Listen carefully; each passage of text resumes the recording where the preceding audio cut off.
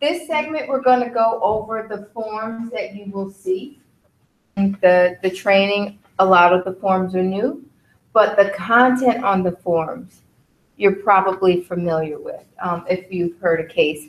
So, of course, we developed the packet and we started with some training competencies that we want each of you to be able to walk away with. How many of you feel that you can articulate the understanding of the student involvement and engagement philosophy?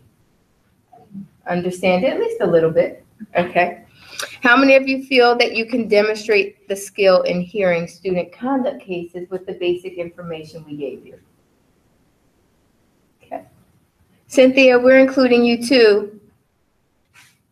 How many of you feel like you can analyze, interpret the evidence that you have, and together work with others to make a good decision?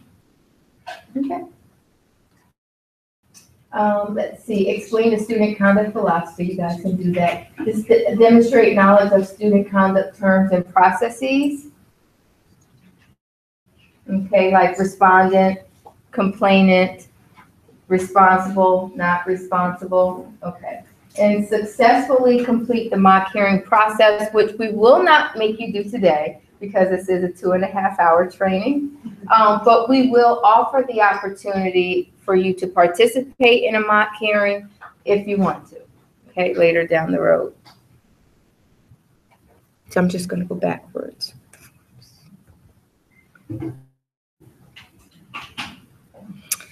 So the next form that you see is the Dean of Student Services report. So once you all make your decision, we place it on this form, and for especially the Annandale campus, this goes to the Dean of Students for her approval. For the Alexandria campus, I tend to be the designee for the Dean of Students. So I'm the person who would get the information and just make sure that everything that I receive from you is recorded appropriately on this form. Okay. So this form really is for information purposes for the Dean of Students office.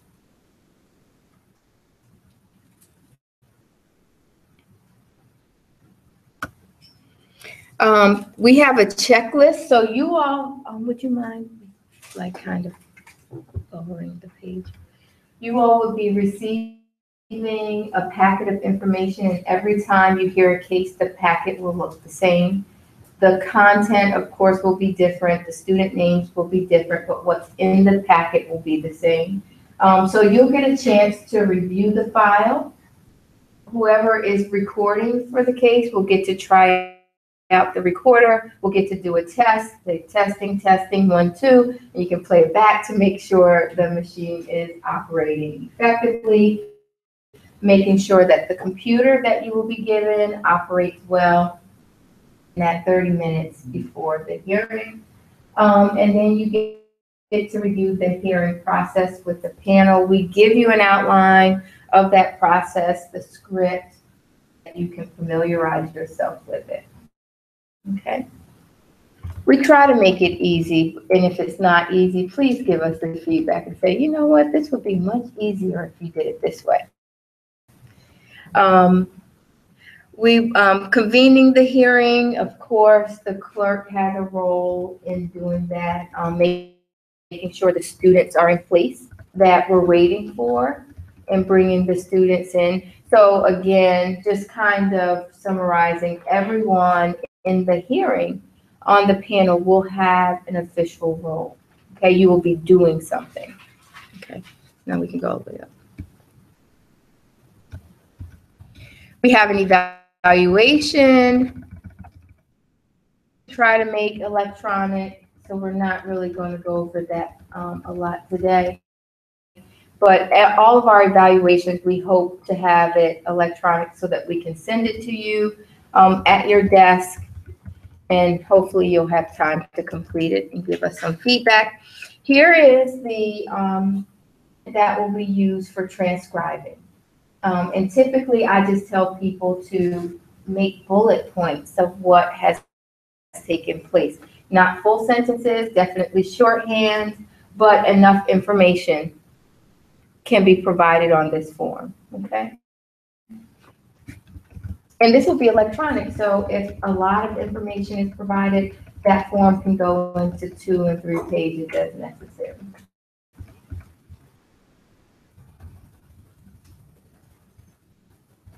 You want to explain this one? Sure. All right. So if you were here at Annandale, you had a form that had all this stuff on it. Just doesn't look this way. So don't let it scare you. It's all the same thing. It's just the same. Just looks a little different.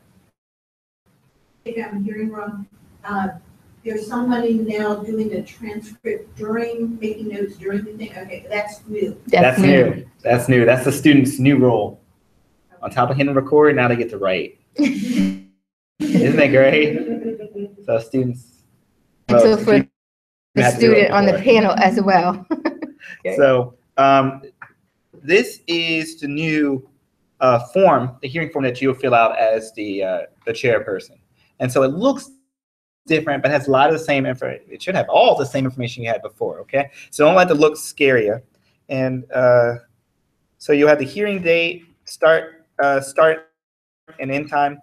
That may be a little different. We haven't had that before. But basically, you'll just mark what time you started, which we usually give that to you, and you usually start on time. You guys at Annandale do a great job with that. And then now you just got to mark when did we end. The case identification number, we usually put that on for you. Administrative hearing officer name, so now my name will go here, or the conduct officer or dean of students at your campus will go there.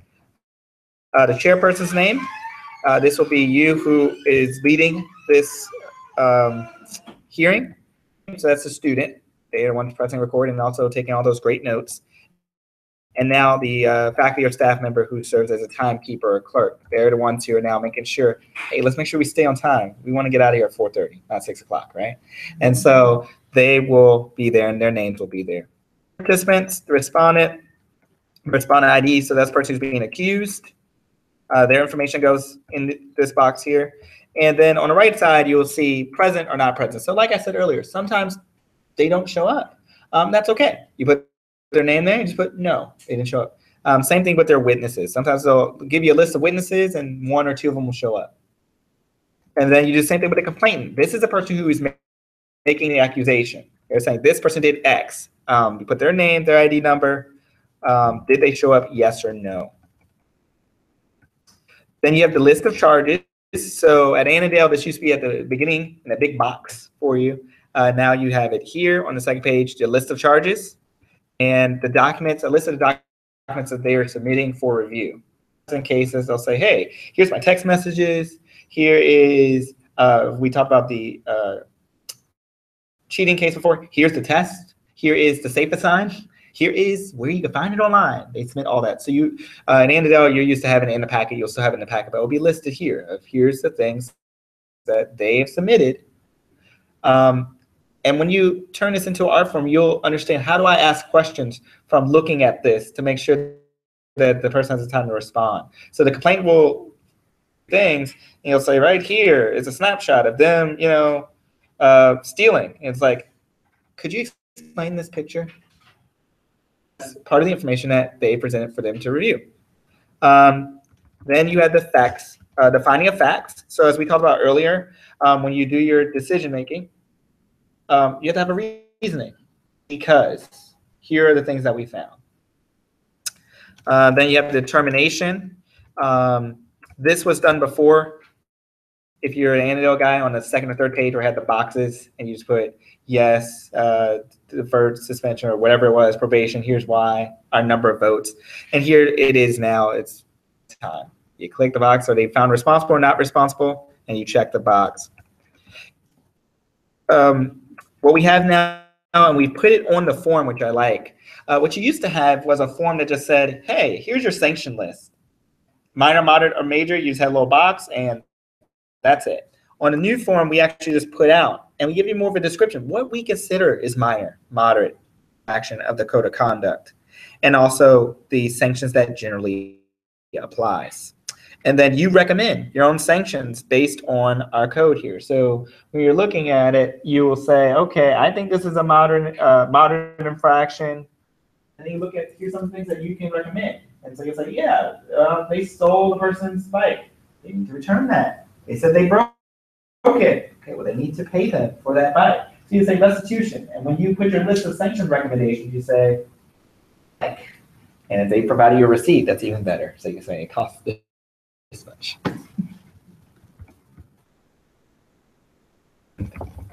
That is that part of the form. And are there any questions about, from you guys at Anna, there'll just be a new form for you. Any questions about it? It's going to feel a little different the first couple times you do it, but it's the same information. And so that's, if you're worried, am I going to have to know anything different? The only thing different is marking the end time.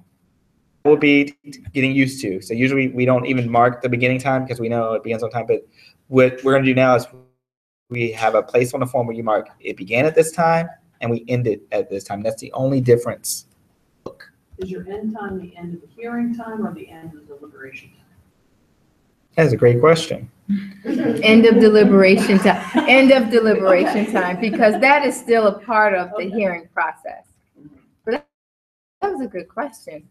Yeah, because you turned off the recording at some point. Right. But remember, they're still writing. Yeah, okay. And this is a script here. Mhm. My favorite. The script. He All right. likes the script. The script. All right. So if you ever serve as the chair, you are aware of this form here. This is like your Bible. It saves you from making mistakes. You just read it. This is the science part of it, okay? You read it. And it is self-explanatory. Read the whole thing to you. But just want to make sure you understand that what we did is we took directly from parts of the code of conduct and put it right into the script so that what you're reading is what the code of conduct says in the context of what you're talking about. So you're in a formal hearing and it explains all of that. And this is what you, if you've never done a panel before, here's what happens. You invite them in, and as you invite them in, you go around the table, you explain who you are. The script, you take the script and you read it, and it has every part in there. The purpose of the script is make sure that we, one, respect their due process rights, guaranteed by the code of conduct, and two, to make sure that we give everyone an opportunity to be heard. And so when you read the formal script, and it's okay to say, hi, my name is so-and-so. We have a script that we go by. I'm going to make sure for your due process rights, everyone in the room, that we go line by line to give you guys an opportunity to be heard today. Is that okay? And then you read exactly what happens. And so the script is there. It also talks about the role of the advisor. So if they bring their cousin, mother, or lawyer, it lets them know, like, yeah, you're not going to be doing any speaking today, not to us. You can encourage your loved one here. You encourage your person, your advisee, but the advisor may not speak for the individual or ask questions of the witnesses, complainants, respondents on the panel. The advisor may speak with his or her advisee, but may not address other members of the college community in today's proceedings. All advisors must agree to sign a confidentiality agreement before we continue. And that's when you pull out the agreement. And I've had a couple of cases where they said, sign it. Well, that's what the chair would say. We could take they could decide to sign or not sign. They decide not to sign, we move forward, and we ask the student if you would like to continue to participate. And the chair, the advisor can wait outside. Usually when you tell them that, guess what they do? They sign. We have an honesty statement. So not only do we tell them up front, if you have a pattern of lying that be used against you, we also have them sign a statement saying, I'm going to tell you the truth. And so we have all panel members, panel members, complain, respond, everyone who's going to be doing any type of talking, document that says, yeah, I'm going to be honest. Because that's the goal. We're trying to make sure that we hear from both sides honestly. We're not trying to trap students. We're trying to develop them. And unfortunately, we live in a culture that doesn't want any type of consequence for their actions. And that's not real life. We understand that. Our students, we want to make sure they understand that this is what this process is for. If you've made a mistake, it's okay. You explain why, and then we as a community figure out what do we need to do to restore this person back to our community if possible. So we make sure that they understand this is not a court. This is an educational experience, and we expect honesty. We go through it. The witnesses are excused at this time because we've done the preliminary things. And to the complainant. Remember, the complainant is the one who's bringing the complaint. We hear their story. And as we hear their story, we want to make sure that we hear the accused student's story. And then the panel members, they can ask questions of the complainant, of the accused student. The complainant will identify his or her witnesses, then we bring the witnesses in. One by one, we can hear their stories and ask them questions. They have questions, and then we dismiss them.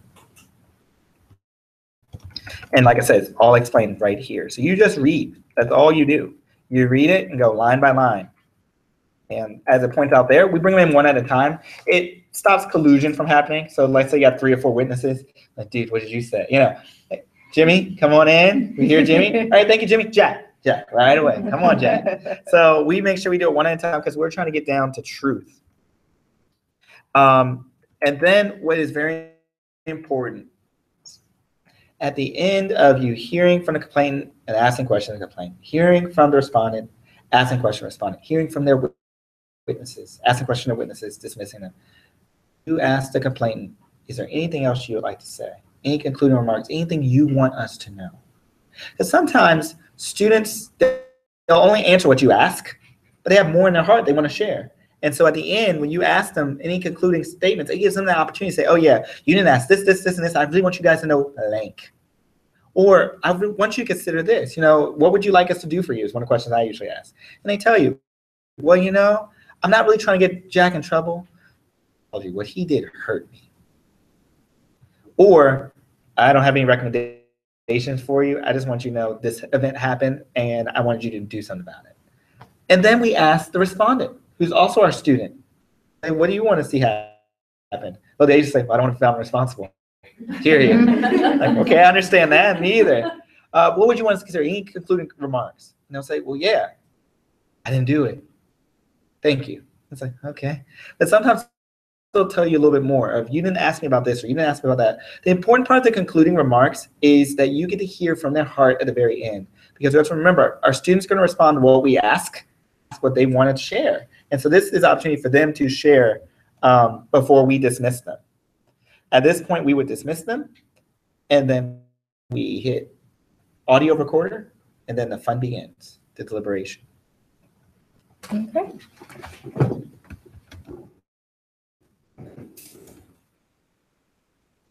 Questions? Good. Okay. So the rules and regulations, we try to make sure everybody understands everything we've already talked about in the training, your arrival time, dress, how you hear a case, how you think, we do try to put that in writing for you as a part of the packet, but problems with people showing up and doing what they're supposed to do. You guys are simply great. That's why the provost appoints you, right? Okay. So just know that the rules are part of the packet. Now here are the clear descriptions of your roles when you do get to the table, so you know specifically what you are responsible for, just in case you walk away from training today and you forget the details. We don't want you to forget what you are responsible for. We try to spell it out nicely for you. And here is the student conduct panel confidentiality form. You will have to sign this form. And in fact, we can send it via email. I do try to get my board members to sign it after training, and then it serves for the year. And we don't have to really have each and every to sign it during the hearing process. Okay. And that's it. I think that's all we have. The checklist. This is the top of the packet. You'll know exactly what's inside the packet. You check if every item is there, and you turn that packet in, we review it, and we're then good to go. Any questions?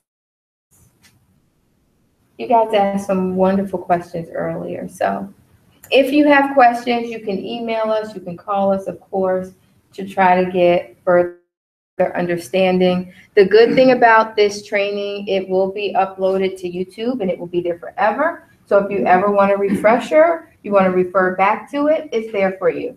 Okay? You mentioned that notes can be taken from the hearing, right? Tell me what that. Notes. If I take notes in hearing, I can't take those home. No. You would give everything back to us. Anything. And I kind of discourage you writing like your notes on personal paper. You could write it on some of the paper that we provide for you. That way you know that paper needs to come back to us, and you don't have any information from the hearing on your desk accidentally when you're meeting with a student. We will make sure, I will make a note of it to make sure you guys have your own, that we provide you paper so that you can write your own personal notes, okay? Well, we thank you for your time, yes? I just wanted to thank you, all, the two of you for the training, and to say that, you know, when I've served on the panels before, it's always been good to know that when I've gotten all of the information and preparation from you all, and that's so good and comforting to go into the hearing with, because what we do is a very, very challenging, very difficult thing to do.